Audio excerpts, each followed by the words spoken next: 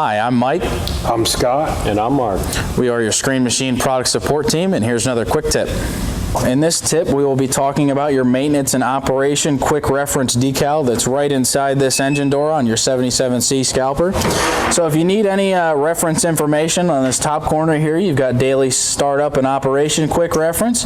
You've got a shutdown quick reference right there. On this other side, you've got a setup, preparation for transport quick reference. So everything, if you're really new to this machine, or you're new to transporting it or running it, or you got a new guy on site and you just want him to have a quick basic overview, this 77C scalper is pretty simple, really easy to understand, but here is all the information. If you do not know, you should have enough information here to get this machine running, get it transported, all that kind of stuff in this top section here.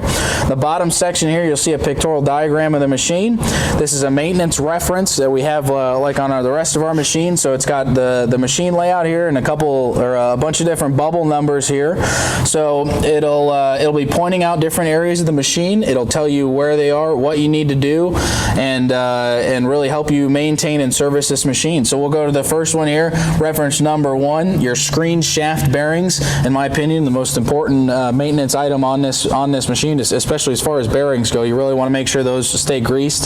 They're really high-speed bearings, so you'll go to reference number 1, screen shaft bearings, instances 2, 1 on either side of the screen box. You'll see here there's a 1 on either side.